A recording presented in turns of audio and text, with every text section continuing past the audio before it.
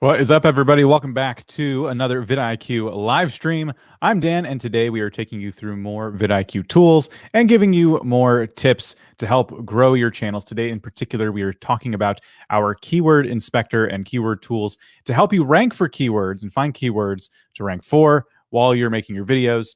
And we're going to be taking you through that, and then we're going to be doing some Q&A. So I keep saying we, and you're probably like, what do you mean? It's just one dude, one big hairy guy on the screen right now. But why don't we bring in somebody else? Somebody else. There we go. Rob. Hello, it's one slightly less hairy dude here, at least on top. Hello, it's good to see all of you. I was going to threaten not to say a single word to any of you until we got 200 likes, but we've already done that. So I'm not going to say anything until we hit 215 likes. Carry on, Dan. Okay. I see 100 viewers, so I'm not sure how we achieved even what we have, and you're doubling down on that a little bit. Well, not doubling, but you're asking for more unrealistic numbers. So I guess I'll say hi to some folks here. We have, oh my gosh, your names. What happened? There's so many names I can't pronounce. How about we start with Potato Penguin? That's a great name. Rogue Scholars here. Billy and Fred. Tony Q Racer. We have Cansad Donley. Darkbird FN, Muskrat's Random RC, Junk, you're back. Welcome back. DCU Studios is back. Thank you for being here. iSilicone. How about Rob? Have we hit the goal yet? Yeah, we hit it quite a while ago. We're up to 237 now, so thank you for everybody. Yeah, let's do some shout outs from myself that are going to include, let's see, The Gentleman YT, Darkbird FN, Crinks, Frimmed is also here, Chicken Man 09, and if the scrolling stops so I can read some people out, I'm also going to welcome in Delana and Dragon, Dominic, and we could not do this live stream without Beans WYD. Hello to all of you. So welcome, everybody. Now, the past few Wednesdays, we've joined you here and taking you through some of our VidIQ tools. Today, like I said, we are focusing on the keyword inspector, and we'll be continuing to do these for a bit. We're kind of testing this format out right now, and bear with us. So the keyword inspector is really cool because it's a huge part of your research process, or at least it should be, when you're making videos. So assuming you have VidIQ installed, you'll be able to find this. Now, to install VidIQ, if you haven't already, there is actually a link down below where you can get 30 days of Boost, which is all of our tools, and try everything out of the box and see if it works for you. It is a whole bunch of YouTube tools. We're logged into the full version, so you're going to be seeing not only what you would see for free, but also if you had Boost. So if you haven't unlocked that free trial yet, I would highly recommend it. Again, it is linked down below. And perhaps, Dan here, community manager, can throw it in the pinned comment. I don't have the pinned comments while we're on here. So it's Dan's already got it in there. Perfect. Okay, so it's pinned. It's even easier to find because it's pinned up top. So thank you, Dan. Be sure to download that if you haven't already and authenticate your channel so we can help you get started. All right, so enough talk. Let's go ahead and jump in. And remember, we do have a Q&A session coming up after this section of the live stream. So be sure to stick around for that as well. Now, what I've done here is I've actually pulled up a search term, but let's start on the YouTube homepage. There's a few ways to find this tool. We always like to tell people to go through their research process by starting in the search bar. Without even a VidIQ tool installed, this could probably benefit you. Let's say you make videos about baking cookies. So you could start with the word cookies, for example, right? And we already get some autocomplete here. These are things that people have searched for enough times that YouTube autocomplete is putting it right in front of us right now. So cookies recipe. And as you go through this, you can start getting more and more specific. Chocolate chip cookies, for example, except I forgot to spell chocolate. Chocolate chip cookies recipe, chocolate chip muffins, chocolate chip pancakes, chocolate chip cookie without brown sugar. That's kind of interesting. I don't know what chocolate chip cookies blood is. Maybe that's a Halloween thing. Chocolate chip cookie in a mug. I have heard of that. Chocolate chip cookie ASMR. So ASMR cookies. Yeah, it's just a microphone on an oven baking cookies. It's pretty great. These are all interesting ideas if you're a baking channel. I had Minecraft in there earlier.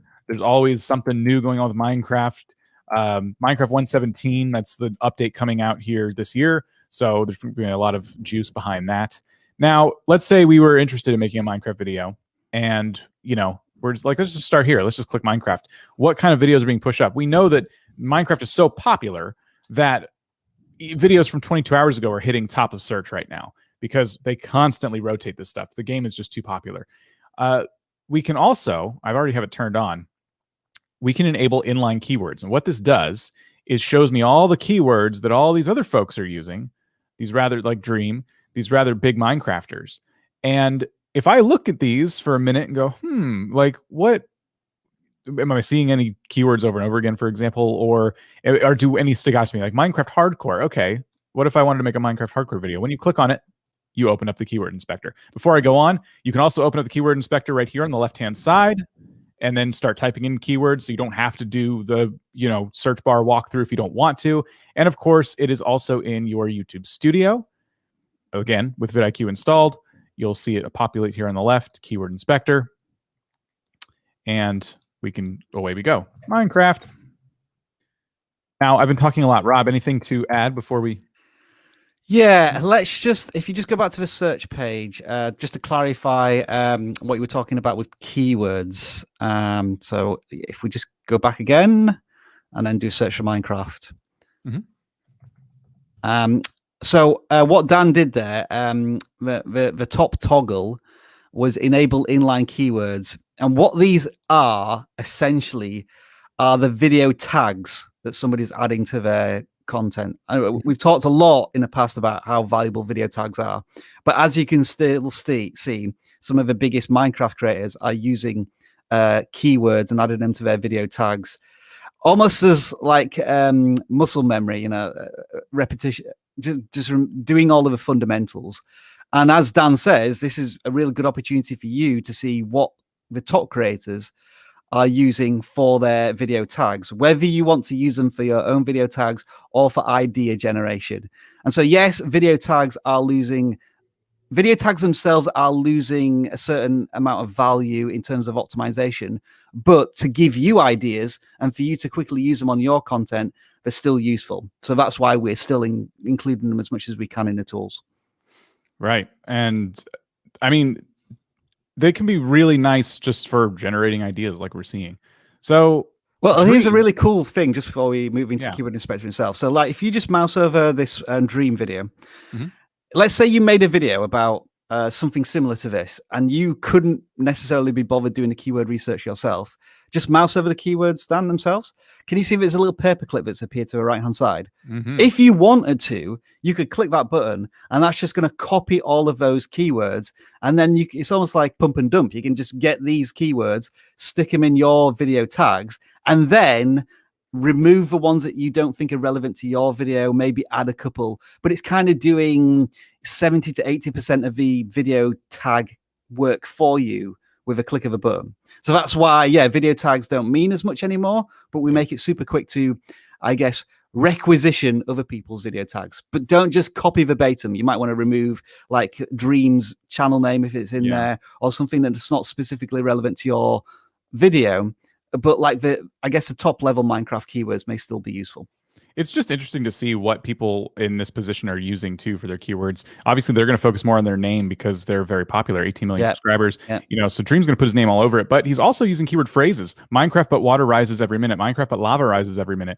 Now, these aren't in the title. They may be in the description. They may not be, but these are things he felt relevant to add here. While we're on the search page, I want to point something out too. This is why I like doing this, because I can notice other things and have a little bit of an aside. Notice that we've pulled up a live stream that's happening right now. Now, I know this person has 1 million subscribers, but keep in mind, if you are someone who live streams, take advantage of search in live stream. Have yourself a thumbnail, have yourself a title that's going to get people to find you, like Minecraft in the title. In this case, is probably how we found this. Don't discount this. This is one of the discoverability features for live streams in YouTube, and it's super valuable because this person's almost right at the top, and they wouldn't have been there had they maybe not included Minecraft in their title, for example, and had a thumbnail with obviously a Minecraft thumbnail. We do something similar on our Tuesday live streams. Actually, the title is always how to get more views and subscribers. I can't remember what the rest of the title is now, but I remember we include that because for that 2 hours when the live stream is running, when you search for how to get more views or how to get more subscribers, fingers crossed that live stream should be at the top of the search rankings. So yeah, sometimes it might be a bit of an idea to use a more generic, broad search term for the live stream if you think it's going to be relevant to a lot of people. Yeah. So just wanted to point that out. That's the only live stream I'm seeing here. Obviously, Minecraft's very competitive, but it is nice to have that discoverability. The other thing I want to quickly mention as well here, I don't know if it's going to work for Minecraft or like, can you see next to each channel you have a channel size? Like small fish, I'm trying, it's small on my screen. Small Fish Beans has 2.5 million subscribers, which you would expect. But if you're scrolling through this list and you find a channel that is significantly smaller than all of the other ones, and it's ranking for a search term, you should be maybe watching that channel or identifying why such a small channel is ranking very highly. As I say, Minecraft as a search term is probably not the best one. You probably want to niche down a little bit. Maybe, I mean, here's one, a channel with what, 87.2. So compared to the other channels on this list, it's a lot smaller, and they benefited with 14 million views from that video. I mean, probably most of their subscribers came from that video being 14 million. When you get a little more niche, so let's say you do Minecraft kelp farming version 1.16. I'm not saying you maybe want to do that, Dan, because I don't know what's going to come up, but oh well, you've done it now. Well, there we are, the top video, 2,000 subscribers and 100,000 views. Look at our friends Subside. I mean, yeah, so these are like search terms of interest. Like, how are these channels getting breakthrough content as smaller channels? Definitely something to look at as well. It's a small tool, but it just stands out when you see a small channel versus other channels with millions of subscribers. Like, they've done something that's, I'm not going to say broken the algorithm, but they've made themselves discoverable in a very competitive space, and you want to do more research on that. I mean, look, we got almost 6,000 subscribers here, 346,000 views. Now compare that to the person above them. Less views, but double the subscribers, 13.6K. And then the person up here is 2,000 subscribers, 113K. What did they do? Well, we had the word easiest here. There's no easy in this second one, but then easy reappears on the third one. Maybe the word easy is, maybe that keyword is something we need to include when we're making Minecraft videos, when we're making tutorials of some kind, letting people know you can do this fast or easy. I did it in this title. I think I did it in this title. I think I used the word fast because you did. Yeah. How to keyword research YouTube keywords fast. Yes. In 2021, maybe we should add. Yeah. So, and that's the thing. I know we're taking a while to get to the point, but once you learn how to use this tool, you will be very fast at finding the keywords that are going to work for your next video. So this also very quickly represents, like, I mean, we knew a little bit about kelp farming because we audited a channel yesterday, which was being very successful on that. But can you see how the dynamic of a search changes so radically when you niche down a little bit? Minecraft, massive game, massive channels dominating. You just add in like a specific part of a game and a particular version number of the game, and all of a sudden the search results change with much smaller channels, but they're getting many, many views compared to their channel size. And yes, we're looking at Minecraft here because it's quite easy to look at this because it's such a broad search topic, but you can apply these similar rules to tech. Like, think about the iPhone 12. Where could you niche down there? Beauty, I have no idea about any beauty products, so I'm just going to say Revlon, and then decide how you can niche down from there. And sports, anything you can really apply it to. Think about the top level keyword, and then, as Dan said, you can use the autocomplete. Even if you don't have VidIQ, that's where the autocomplete on search can really help you generate ideas.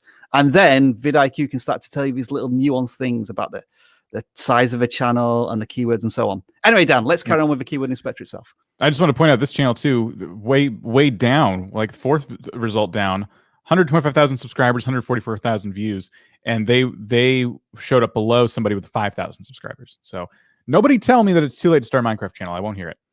All right. Keyword inspector. So again, this is just one place you can find it, but it'll look similar to this. I think you can also find it in the app, if I'm not mistaken. Maybe we can pull that up later though. I might be thinking of something else. You mean in the mobile app? No, in the desktop, web app. The web app. Yep. We can try to pull that up later. But anyway, so we can start with the word Minecraft again if we want, because we're already talking about it. And we get the search term, the keyword provided, and we can do up to 5 here. So we can do Minecraft, we can do What else? Minecraft 116. So we're providing it a little more information. So things like that. And we get some different information here. Now, what does this mean? One thing to look at here is search volume. You see this 40 million, almost 41 million number. This represents how many people have searched for this in about, I think, the last 30 days. So if we hit search volume, we can start to sort everything by that, and it'll go on our related keywords from top to bottom. So this kind of gives us an idea of just how popular this search term is, and we can start making some decisions from there. Of course, we have our competition score. We could search things from very high to low competition. Surprised, wow, the 50 facts is very high. That's kind of interesting. Then we get into high competition, and obviously what you're looking for here is high competition, but not a whole lot of what's it called, inventory. Then overall score. This is similar to the score. This is actually the score on our search panel. Where'd it go? Let me try to hit enter here. Is it because I zoomed in? It might be, yeah. Let's try refreshing it again. I'll just type in Minecraft. There it is. There we go. What happened? So 53 out of 100 is the score here, and you notice it was the same in the keyword inspector. And this score is basically, telling you, hey, like, this is a decent search term, but you got really high competition. A lot of people type this in. Almost all the people, 97%. All the people. All the people type this in, but a lot of people, almost all of them, cover it. So keep that in mind when you're sticking with such a simplistic search term. If you consider Minecraft as the title of your video, you might want to reconsider it because it's just not going to do you much good. Let's just hold up on that score for a little bit, because sometimes people often ask us what is a good score. Mm-hmm. And so I would say, generally speaking, if there is a VidIQ score over 70, that should be a term of interest for you. I know this was a couple of weeks ago, but let's try again. Dan, if you do a search for, just try Clubhouse, first of all. I just want to see what that comes up with. Okay, see, because the competition is getting higher now because there's a lot of people using it. So maybe you do how to use Clubhouse app. So we're just drilling down a little bit. There we go. So that's the one where I still think that a YouTube channel this year is going to create if Clubhouse is still a thing in a few months and Facebook doesn't buy it out or make a better version of it, I think there's going to be a YouTube channel that leverages the social media platform of Clubhouse by just doing tutorials and things, and creates a really successful channel. Because right now, all of these channels are a bit scattered. Like all of these marketers are just doing one video or two videos on Clubhouse and then moving on. And again, look at the subscriber counts on some of these.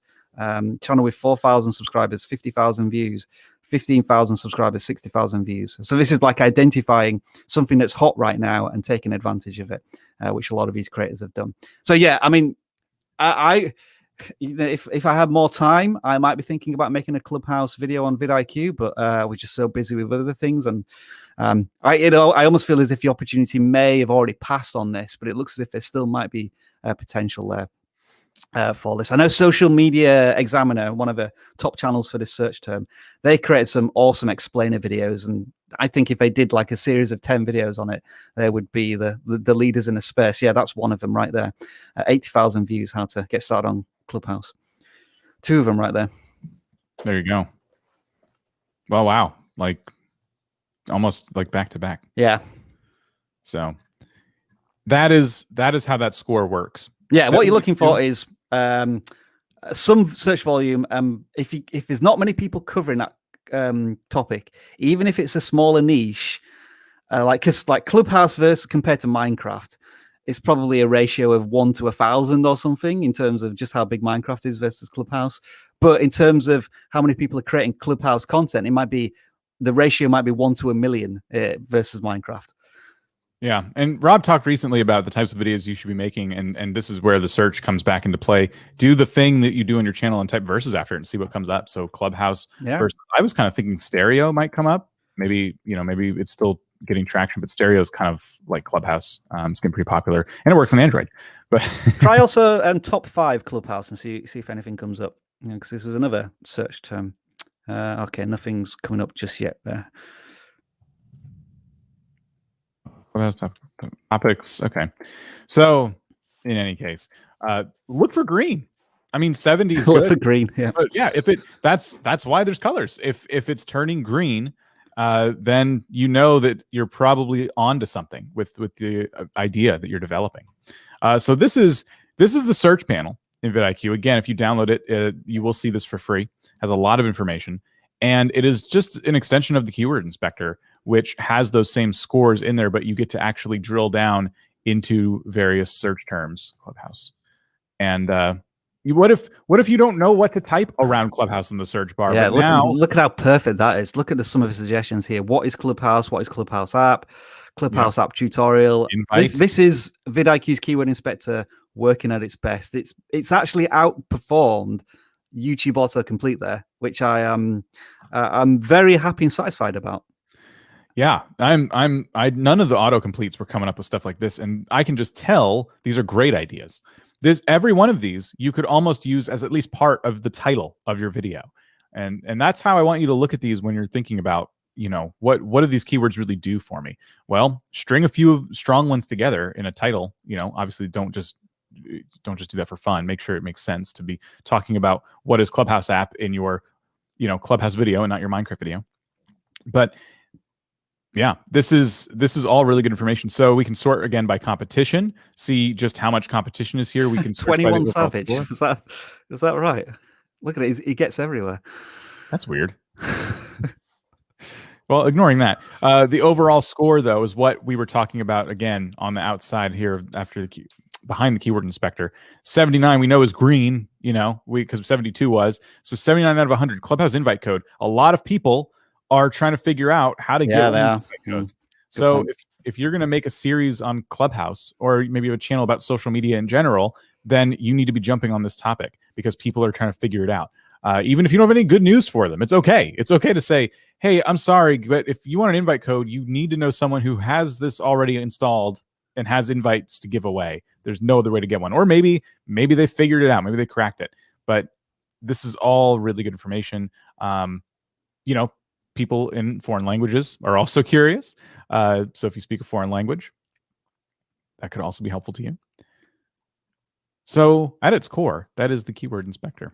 Also note as well, because I missed this until I was sort of doing a bit of a tutorial on this myself. There's a filter button there, Dan. If you just want to click on that, just remind people that there are things that you can just add here, and so you can change your search volume. I think there is it.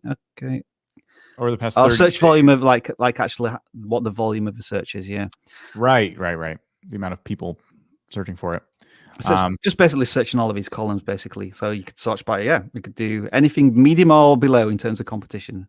Yeah. Out the juicy ones. If clicking these isn't really getting it narrowed down enough for you. And then one more thing we need to look at is the checkboxes. This is just like we saw out here, where if you like all of these tags, you can click copy, except you can be a little more selective. So you are using the checkboxes. Dang it. Closed out of it. So now I like this one and this one and this one and this one. I'm filling out my tags before I even make the video. This is going to help me write my description, come up with a title, fill out my tags. You can download them. You can copy them to a clipboard and throw them in a notepad for now. But you could save all of these when you make your video, which is super, super helpful. And the other thing you can do, I think, Dan, is if you go to one of our videos, actually the video editor page. So I'm going to play some doodle music as Dan does this. Doodle music.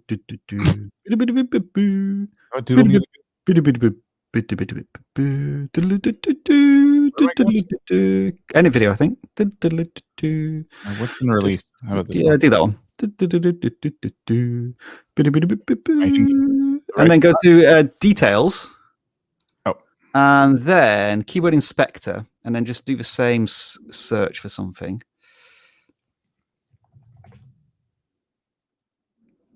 Oh, where is it? Now, it changes when you cross this off. I'm trying to remember off the top of my head here. Go down to the tag box. And then is it the keyword inspector there? Click the keyword inspector on the button just below the. Oh, that one, yeah. and then do a search. Same one. Does it? Yeah, it doesn't matter what it is. There you go. So now, instead of a checkbox, what that's going to do is if you press the plus button, that will automatically add that as a video tag to this video. So it's a little different to copy and paste if you can understand. So just add one, Dan. Fingers crossed this works. And then I think I should have added it. Just ticks it off. So that's good. So if I go in here. There we go. Yeah, it's just added it at the bottom. Lovely stuff. You can cross that off because I don't think it's relevant in this video. Now, you have a similar power here with refreshing your tags underneath your, if the keyword inspector is like, no, I just need some tag ideas real quick. You have the recommended tags down here, which are awesome. And it'll fill those out based on what you've typed in your title, description, and tags already. And you can do the same thing where you hit plus and it just puts it straight up here. So this is all kind of these little features are all kind of an extension of the keyword inspector, honestly. When we show you a tool at VidIQ, we can't help but branch off to all of the other extra tools there are, which is fantastic, but it can also be a little overwhelming. But yeah, I think this is all coming off the keyword inspector and the search page. Yeah. So a lot of just looking at this little blue box here, I mean, translate, that could be very helpful for somebody who, makes a video. Maybe it's in 2 different languages. We see that quite a bit during channel audits and things like that. So there you go. That is the YouTube or the VidIQ keyword inspector for YouTube, rather. And let's go back to the search page. I want to add some more stuff there. Just to finish this off, because you did talk about the search panel. And I just wanted to add a little bit more. Do the Minecraft one again, if you can, please, Dan, as a search. Because of particular interest in the search panel when I look at this is recency of content. Now in Minecraft, because there's so many people creating so much content so often, this content is recycled a lot. And if the content's recycled a lot, then I assume that to mean that you have a chance of breaking into that search term because YouTube is looking for so much content all of the time. If, for example, the average age is maybe 6 months or 12 months, then it might mean that it's really difficult to break into that search term. But if you break into that search term, you're going to stay there for a long time. So with Minecraft, obviously, there's a lot of content being made a lot of the time.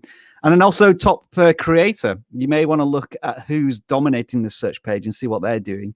And like, can I muscle in on their territory, so to speak? And then you've got more stuff down the search panel, like top channels related to the search term. It's just like a collection of keywords that you may want to opportunity use, but there's 347 being added there. And then I think if you scroll down a little bit more, we kind of add some more suggestions whereby these aren't necessarily top of the search rankings, but they are the top performing videos in terms of volume, velocity, views per hour. So that's just an alternative look at what might be doing really well now on maybe a more well-established search term. And I think just to wrap this up in a nice little bow, the majority of these tools are available for free. Mm-hmm. I think what I remember rightly is if you are a free user, you'll get a cutoff point where it will say that maybe it shows the video tags for the first 4 or 5 videos, or some of the panels down the right-hand side will suggest that you upgrade to boost. But I know that everything, I think if you are a free user and you look at this page right now, I think all of this is available for free. Apologies if I'm wrong, but I'm pretty sure that the search term panel, the keyword score, the video tags for the first couple of videos are all available for free. So we have plenty to offer you, even if you're not able yet to invest in VidIQ. But of course, you do have a free trial if you haven't yet used it. Yes, 30 days for free. It's pinned once again. Dan just put it back in the pinned comment. So be sure to unlock that if you haven't already. It's for new users. And you can check out all of our tools before you decide whether or not you're going to continue that subscription. And be sure to get in there, authenticate your channel, everything like that. So we're about to jump into Q&A. I was going to say, yes. If you enjoyed that little education and guide through the VidIQ product, then make sure to give us a thumbs up, because I'm not going to say another word until we hit 350 likes. So Dan may be answering all of your questions. Oh, great. Okay. Yes, please do give us a thumbs up, because I asked Rob to come join us, and now he's in protest. So I'll just have to answer these, I guess. Now, we like to ask you to keep your questions somewhat related to today's topic, which happens to be keywords. Not that we'll ignore questions that aren't, but if you do have questions on keyword day, this is a fantastic time to ask them. Did they do it? 354. Nice. Thanks, everybody. Oh, Ooga the Man was our 350th like. Well, congratulations. All right, shall we get started? Yes. How about, so here's what we do. We ask you to do hashtag question before your question, because there's a lot of talk happening amongst a lot of you. So we know you're asking us something when you do that. And let's see. Well, I found a good one straight away here. Hang on. Not that one, this one. So no, where's it gone? Oh, sorry, it's this one. Apologies. Right. I've heard one of your colleagues talk about the ABCD search technique. Maybe you could explain it here. We would be happy to. So Dan, we're going to start sharing our screen again. Yes. So Dan, if you can be the controller, and I will briefly explain what happens here. So we have a search term, Minecraft. All you want to do is add a single character, which is A or B or C or D, and you can almost go through the alphabet and get an enormous amount of video ideas just by doing that. Now, it could be a single word such as Minecraft. It could be Minecraft version 1.16, and then you go A, B, C, D, so on and so forth. So that is the A, B, C, D search. This doesn't require VidIQ, of course. Another way of doing it is before your keyword, you put why or how or when or like how to, and that may give you lots of options as well. So let's maybe do how Minecraft, or how to build. Or Minecraft, how to. Yeah. How to A. How to and B. There you go. C. Cure Zombie Village is a good question. B. Wait, that's a good search term. So that's a nugget of golden search information for you there. There you go. So I love this thumbnail. That's so good. That is, yes. Thank you for that question, because that is kind of what we were alluding to earlier without actually going through the alphabet. But this is all hopefully giving a lot of you new users a lot of new ideas here for figuring out what the next video you're going to make is. So important to do. Like, you could do the same with Fortnite. It doesn't have to be Minecraft. It's just my game, Fortnite A, B, Fortnite, how to level up fast. I don't even have to type anything but A, how to aim better, how to build. C, how to cancel Fortnite crew. Okay, complete bounties. So all good ways. What is ranked tags? All right, then let's do this one. Do a search for how to delete a YouTube video. I think this is always the example I use, because hopefully we are ranked somewhere near the top here. Oh, people knocked me down the list. They have a little bit. Yeah, that's a little frustrating. Anyway, there I am. Yeah, I made an update, but for some reason that's not started ranking yet. So if you click on that video, Dan, let's get into it. And then just pause the video. And then if you scroll down the right-hand side, what you're going to see is, if you keep going. Right, there we are, video tags. So can you see all of these numbers next to the video tags? That is, these are what are ranked tags. So basically, if you search for how to delete YouTube videos, I think we were ranked number 6, weren't we? We were halfway down the list. So that's essentially what ranked tags mean. You want your tags to rank. But as I say, this isn't necessarily an indication of how many views you're going to get, because you may put in really weird video tags and it might rank number 1 for that search because it's nonsensical. It's just a guide, and this is just a guide saying that this video is optimized pretty well. It ranks for a lot of the keywords that you've used. It's maybe getting a little old now, so I need to update it. But that's essentially what the rank tags mean. And the number next to it, so like you see 28.2, 54.9, I think is the keyword score. I believe so. So that just addresses that question as well. Yeah, the keyword score being in the search panel here, the one that's out of 100. So this one. It was 54.9, wasn't it? So yeah, rounded it up. Yeah. So there you go. Good questions. Let's see if we can pop us back over here. What do we got going on?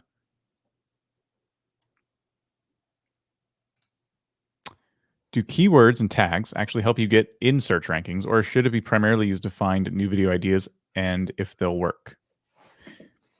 So a lot of people have said tags are completely useless now. Don't even bother. We don't feel the same way. We like to have something in that box.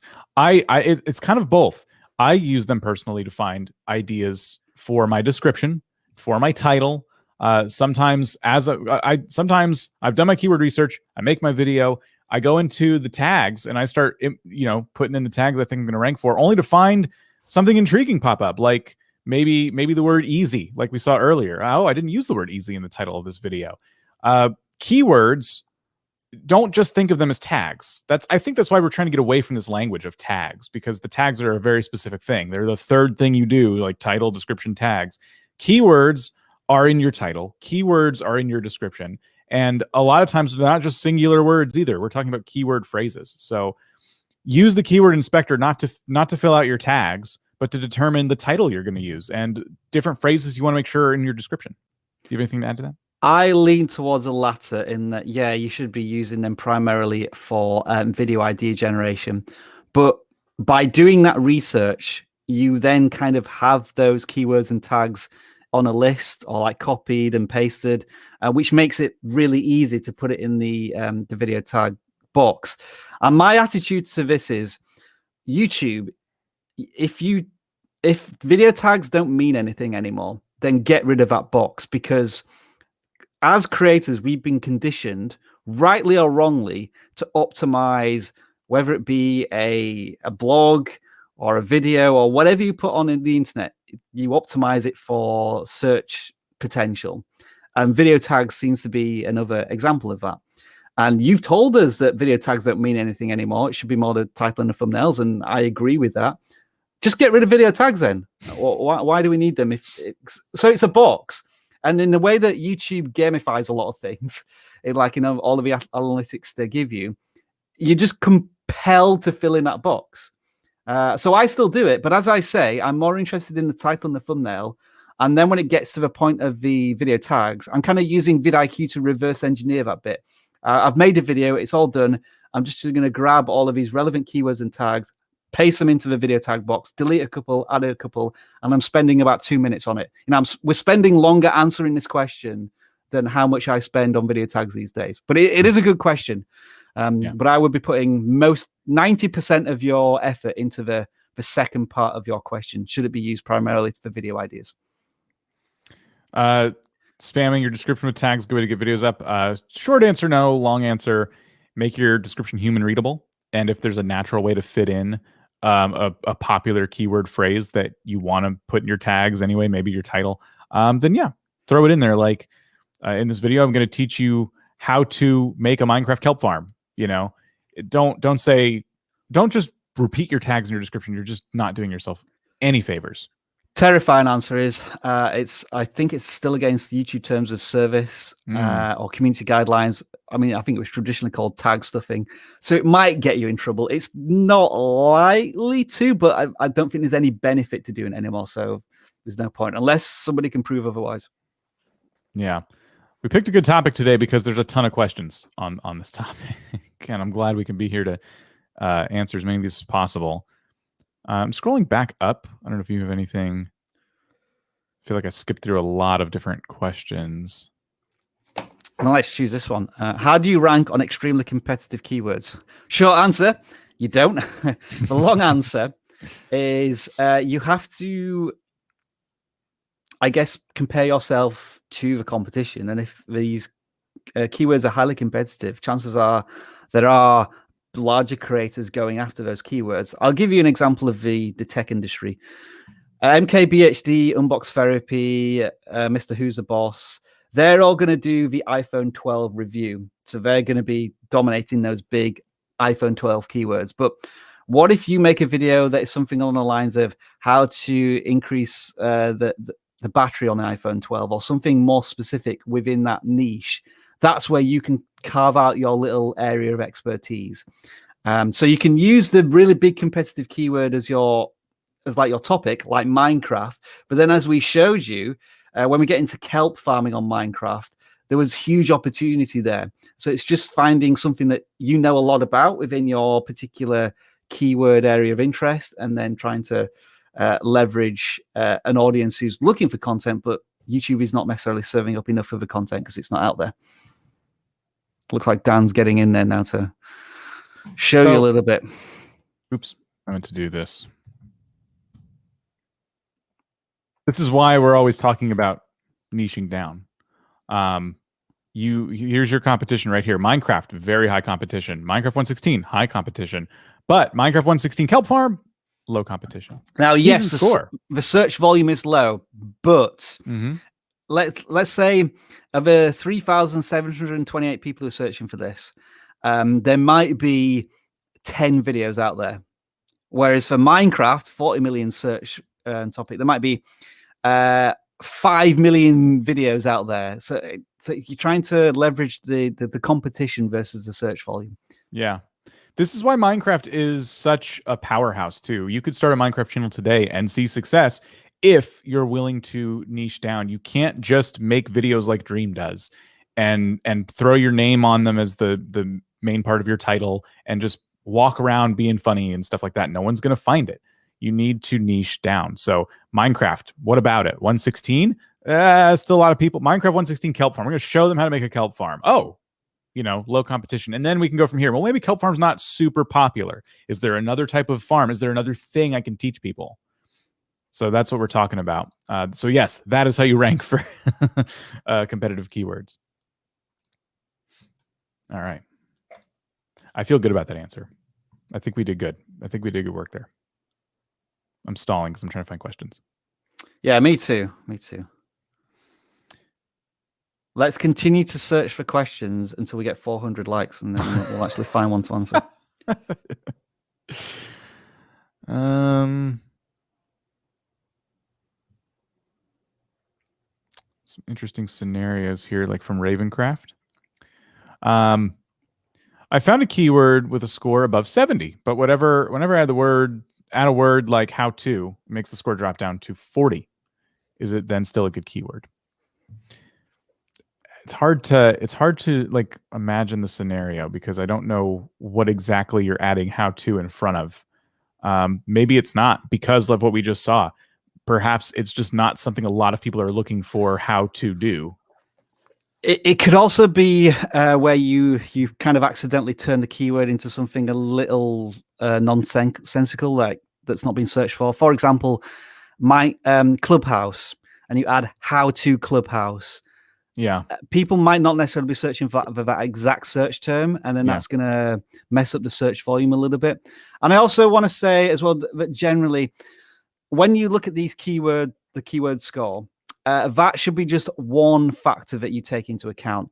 Don't just take that as the be all and end all. Like if it's not above 50, then I will not make a video about it. You've also got to use a bit of your intuition and gut instinct in the sense of, I know a lot of people are talking about this. I've seen a lot of videos about it, but I think I can make something better or different or something that adds value.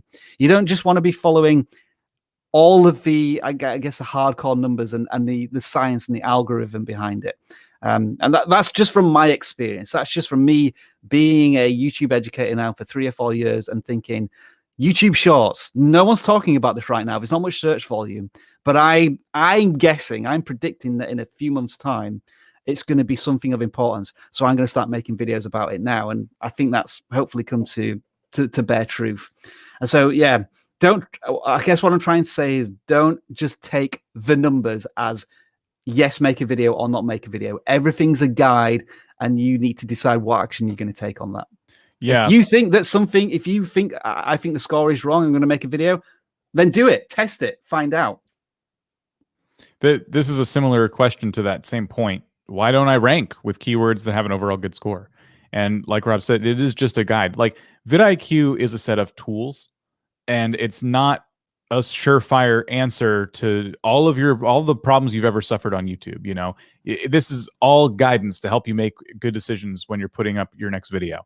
So if the keyword, if you picked the perfect keyword phrase and you've titled it as your video and put it in your description, did everything you could, I mean, what if the thumbnail just hasn't been clickable? YouTube pushed it. Maybe it was at the top at one point, but then the thumbnail wasn't that good. People didn't click on it, had low click-through rate, and YouTube didn't prioritize it. There's any number of factors here that go into it. And it isn't just, okay, I found a good keyword, I'm going to rank for it. It's everything you do. Does your video have good retention? Are people searching for that topic? Is your topic, trending, popular in any sort of way? And can you make good thumbnails? Everything works together to help your videos rank, not just the score. I think this is a fantastic question. If you were to make a priority list for your video, how would you do it? Keywords, tags, titles, etc., etc. So let's just put content aside for a second and assume that, yes, that is very important. Without a shadow of a doubt, it's the thumbnail. That is the thing that you want to be concentrating on most, because that's the single static image that's going to grab somebody's attention as they're casually going through a feed. So I will be spending up to 85% of my optimization time on the thumbnail, if I can. Then that's followed very quickly by the title, because the thumbnail may stop somebody from scrolling and get a viewer's potential attention to click on it. And the title is going to add context, because sometimes the title is going to say something and the thumbnail is going to have that intrigue, but it needs a bit of context sometimes. Then description. But at this point, we're down into the spend less than 10% of your time on this. Have a template, write a couple of paragraphs, make sure to include your timestamps, that type of thing, if you want to use them, and so on. And then you're talking about tags. I'd be thinking at this point, video cards, end screens, captions. Yeah. I think those are probably more important, because that's going to keep people watching your content, and it's going to help certain people who are maybe hard of hearing or like speak a second language. That's going to help that audience much more than potentially tags. Yep. What do you reckon, Dan? Any alternative? Tags the bottom for sure, but fill it out. I wouldn't leave it blank. And allow them to, again, and maybe this is just a me thing, but I allow them to influence bits of my description, in some cases my title, if there's a good phrase in there. I'm like, ooh, that would be a good one to put in there, just to be sure, because I love optimizing this stuff. I do battle with myself on title versus thumbnail. A lot of times I have a pretty good idea of what the title is going to be when I start a video.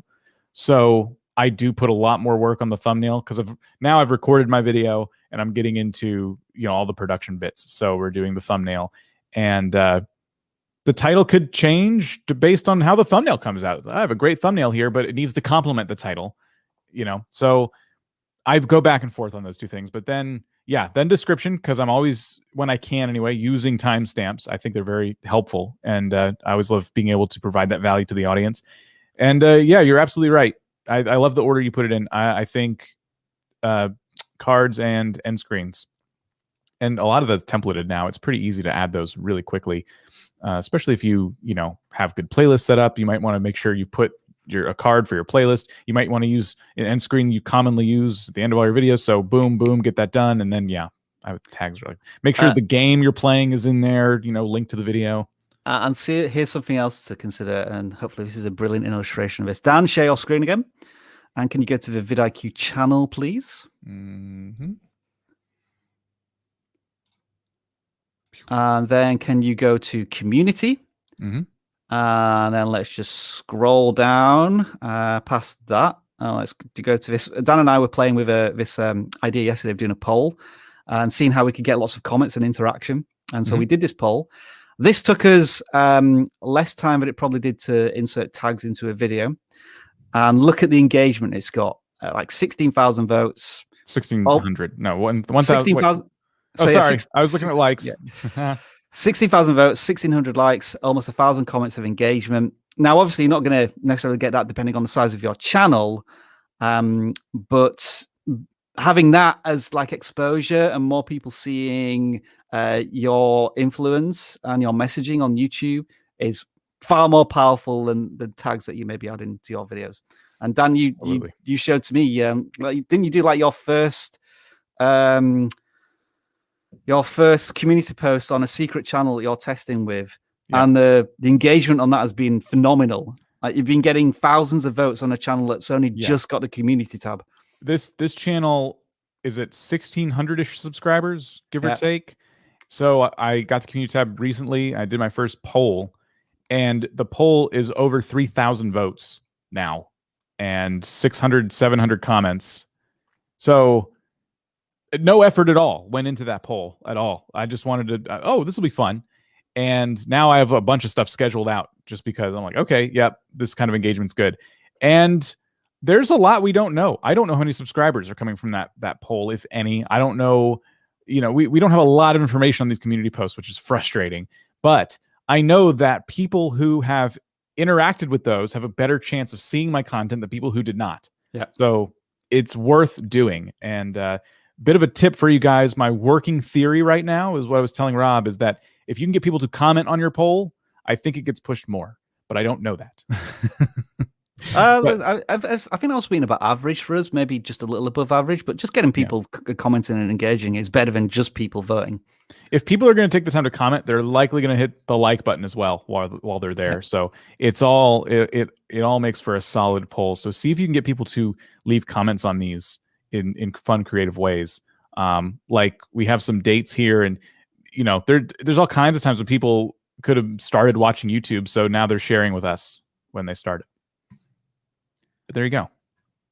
I've decided I'm going to answer this one, even though it's not technically anything to do with what we've been talking about yet. But since we get asked it so often, let's address this now. And then if you can clip it on whatever. So here's a question. You say you don't monetize your videos. I'm interested. So are you rich? The answer to that is yes, filthy rich.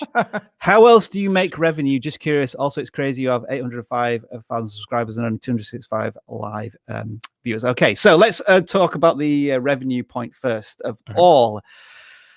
We're not just a YouTube channel. I don't know if you've realized that through this live stream. We are what's actually called in the business a SaaS company. And we provide tools which allow you to do all of these amazing things on YouTube. And the idea of a VidIQ channel is not to nickel and dime our way to a couple of thousands of dollars through ad revenue. We don't want to create any barriers to your education here at VidIQ, in the same way that we don't encourage you to super chat during our live streams, because that's not going to give you any favored position to get your channel audited or maybe ask a question here. The idea of this channel is to raise awareness of VidIQ. First of all, by giving you something of value for free. And then hopefully you're going to say, yeah, this helped me. I now have a relationship. I trust VidIQ. I'm going to download their software and see if it's useful. All right. There's lots of free tools here as well. That's fantastic. This has helped get my channel to 1,000 subscribers and I'm not paid a penny. All right, I'm getting some ad revenue from YouTube now, and I want to take this a little bit more seriously. You know what I'm going to do? I'm going to, because I've got VidIQ and it's helped me so much, I'm going to buy Pro or Boost. So really, we are, I guess, what you might call a marketing platform for VidIQ. But I've always said myself that I don't just want to plug YouTube's VidIQ's tools. I want to first, I'm a creator just like you. I want to prove to everybody here that we can use VidIQ's tools ourselves to make a successful channel. So yes, we have 800,000 subscribers. We have, what I'm more proud of, 60 million views, because people subscribing is a great thing. People actually watching our content, getting value, sending us messages such as, you've inspired me to make my own channel, which hopefully inspires the viewers of that channel to get involved in whatever they're talking about. That means far more to me. And we have, I think at VidIQ, last count, we have now 1.5 million users of the tools. So, twice as many people as the channel use our tools. Now, yes, you're saying that we only get 265 live concurrents. Do you know how hard it is to get that many people watching a live stream? It is very difficult. A lot of people who live stream get 1 or 2 people watching. Yeah. When we do our channel audits on a Tuesday, we get about 500 to 600 people watching, and we've been doing that for 2 or 3 years. Because when you do a live stream, you're asking for a huge commitment from a viewer to spend maybe an hour or two in our company. And that's where we're building super fans and hardcore fans. I mean, you take, for example, Zenzarius, who's with us today, probably. I saw him in the chat earlier on. He is a phenomenal member of our community who timestamps stuff in our live streams. And we thank him very much for it. And people like Jonk as well, who's been making these Stickman animations. So yes, maybe some of these numbers look a little bit weird on the surface, but when you dig down into it, we hope that we're providing a super valuable service to everybody. Thank you very much. That was my TED talk on why we don't monetize our content. Dan, anything else to add? I get asked the live stream question a lot. I stream myself once a week. I just try to be consistent, and I'll get maybe 20 or 30 concurrents. 30 is like usually the peak. And people look and like, you have X many subscribers, but only like 20 people here. What's going on with that? And 20 people is significant when you consider, one, it's a revolving door. People are coming and going all day. Once I look at the numbers afterwards, it turns out hundreds of people showed up that day just for little bits at a time. You have to take into account that we're doing this for like 2 hours, you know, and it's a big ask to say, hey, stay here for 2 hours. So a lot of people are seeing this just at different times, and they may come back and watch the replay. That's why we leave them up.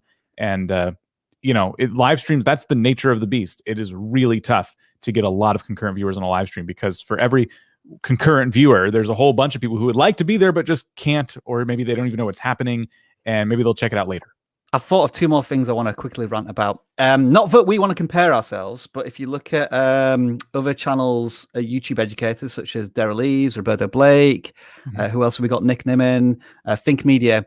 When you watch their live streams, they'll probably get a similar amount. And the reason for this is because that when you're in an education space, you pick up a lot of, I'm going to say, not that loyal subscribers, because they usually find your content through discovery.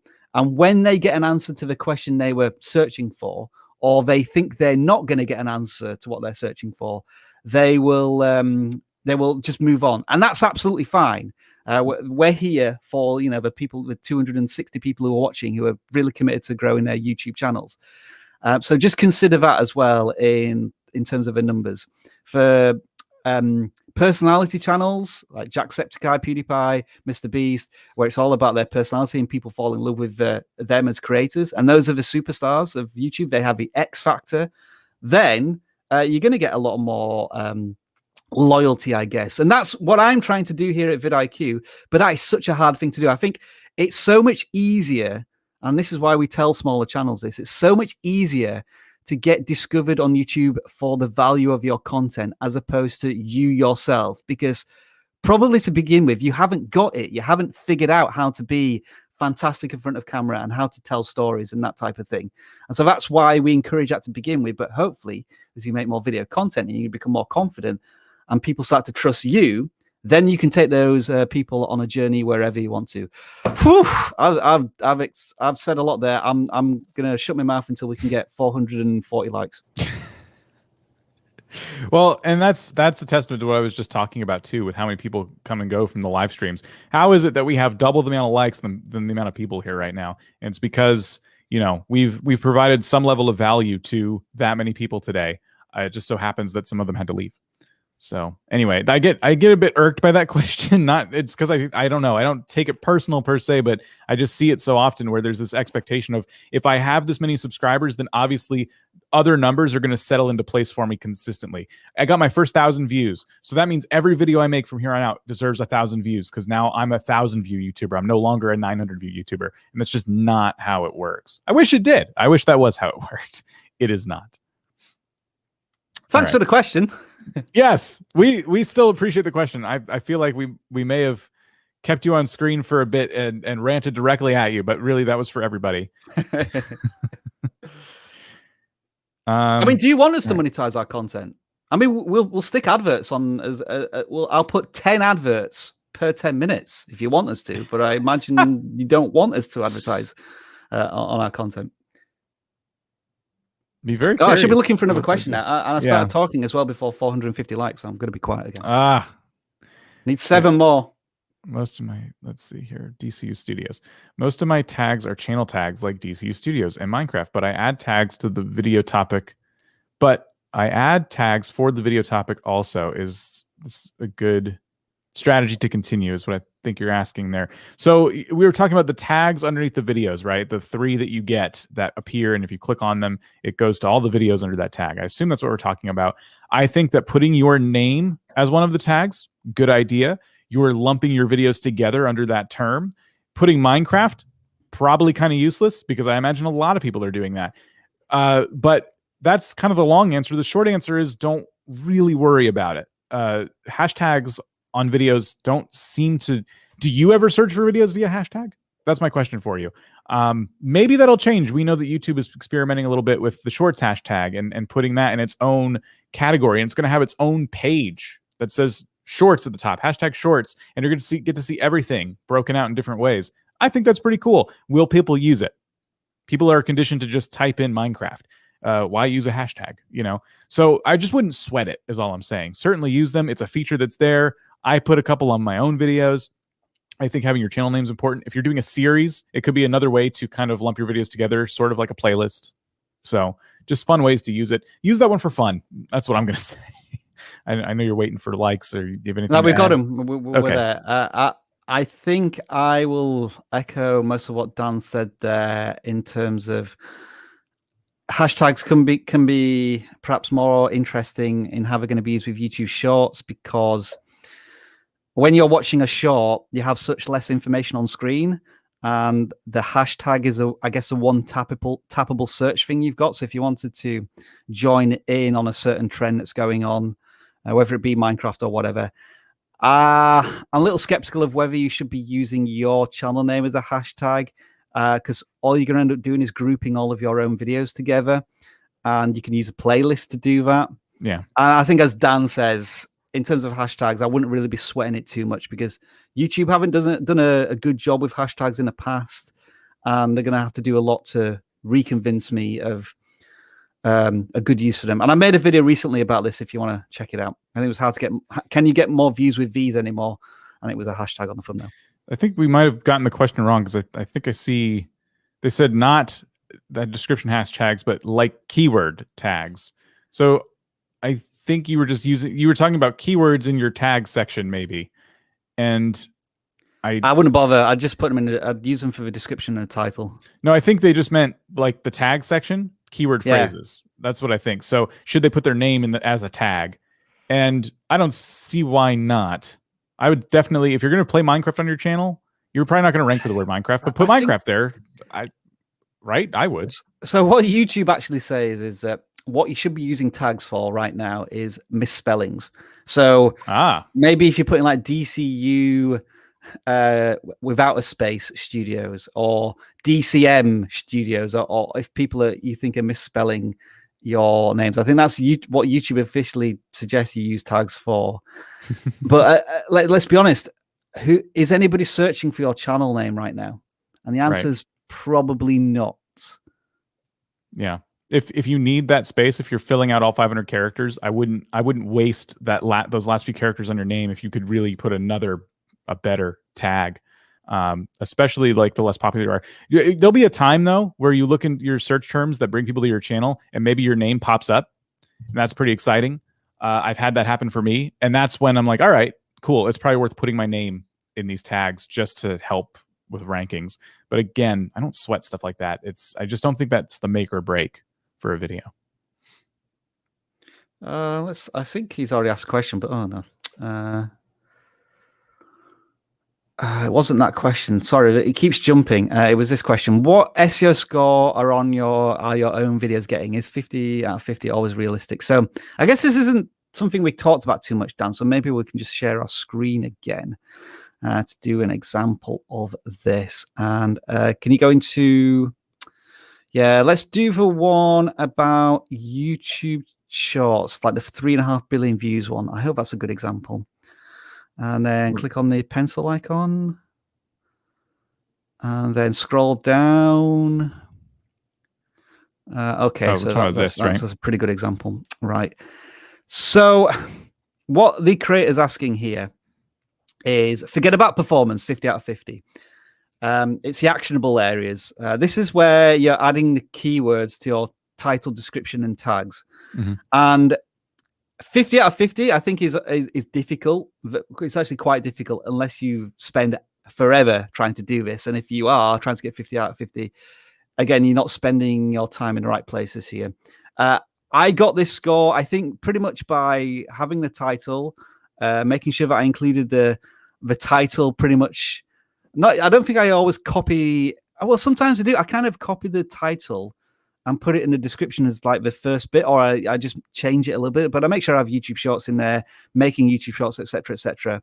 And then in the tags, I'm kind of repeating that. That's kind of where you get the triple keyword score in it. It's in all of the metadata is in all of the places which can be optimized, which brings you a score generally of 40 or above.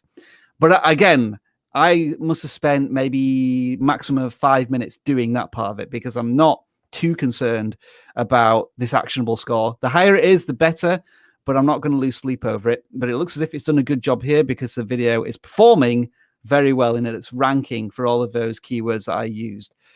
So to go back to your question, it is realistic, but it's kind of that 80-20 thing. Like you could spend 100% of your effort getting to 50 out of 50, and you're going to spend a lot of time doing it, or you can spend 80%. You can get it up to 80% of that score, which is like 40 out of 50, for a lot less time, and it still be quite valuable.